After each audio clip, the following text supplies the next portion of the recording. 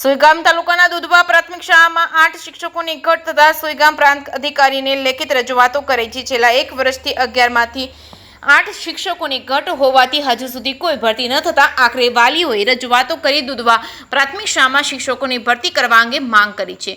આમ સતત 8 શિક્ષકોની ઘટ હોવાથી બાળકોને શિક્ષણ લેવું મુશ્કેલ બન્યું છે. બાળકોને પૂછતા જાણવા મળ્યું હતું કે એક આચાર્ય સિવાય 2 શિક્ષકો છે, 2 વિષય ભણાવે છે, પરંતુ બાકીના વિષય ભણતર પૂરું પાડે એવા કોઈ શિક્ષક નથી. જેમાં હાલ 8 શિક્ષકોની ઘટના કારણે અત્યારે બાળકો વગર શિક્ષકે ભણવા મજબૂર બન્યા છે. ત્યારે ધોરણ 1 થી 8 સુધીના બાળકોની સંખ્યા 310 હોય અને એમાંય 3 શિક્ષકો કઈ રીતે ભણાવે એ પણ એક મોટો સવાલ ઊભો થયો છે. ત્યારે તો વાલીઓ દ્વારા લેખિત રજૂઆતો કરીને માંગ કરી છે, પણ આવનારા સમયમાં જો શિક્ષકોની ભરતી નહીં થાય તો ગાંધી ચિંધ્યા માર્ગે આંદોલન કરશે તેવી ચીમકી ઉચ્ચારી છે. કેસી ગુજરાતી સાથે કિરણ ઠાકુર, ભાભર. આજે દુધવા પ્રાથમિક શાળામાંથી વાલીઓ સુઈગામ પ્રાંત સાહેબને અરજી આપી છે અને અમારા દુધવા પ્રાથમિક શાળાની અંદરમાં ફક્ત 3 શિક્ષકો છે અને અત્યારે અમારે 8 શિક્ષકોની ઘટ છે અને જો 8 શિક્ષકો થોડા દિવસની અંદરમાં જો ભરતી નહીં થાય તો અમે ગાંધી જયંતિ માર્ગે આંદોલન કરીશું. આપનું નામ? ઠાકોર અમરભાઈ.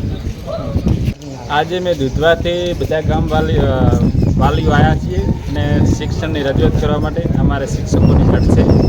આજે અરજી આલી છે અને રજૂઆત કરે છે. જો હજી એનો કોઈ નિર્ણય નહીં આવે તો અમે આગળ ગાંધી ચિંધ્યા માર્ગે જાશું અને આગળ મોટું આંદોલન કરશું. કેટલા શિક્ષકોની ઘટ છે? શિક્ષકો 8 શિક્ષકોની ઘટ છે. અમારે અત્યારે બાળકોનું ભણતર બગડી રહ્યું છે, ઘરના નથી ને ઘાટનાય નથી.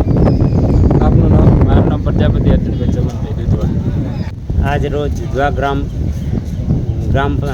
પ્રાથમિક શાળામાં શિક્ષકોની ઘટને લઈને વાલીગણ ભેગું થયો હતો અને આખરે વાલીઓએ એવો નિર્ણય લીધો કે 350 બાળકોની સામે 3 શિક્ષક હાલમાં ફરજ બજાવી રહ્યા છે. તો લગભગ 8 શિક્ષકોની ઘટ, મેં પ્રમાણે 8 શિક્ષકોની ઘટ છે.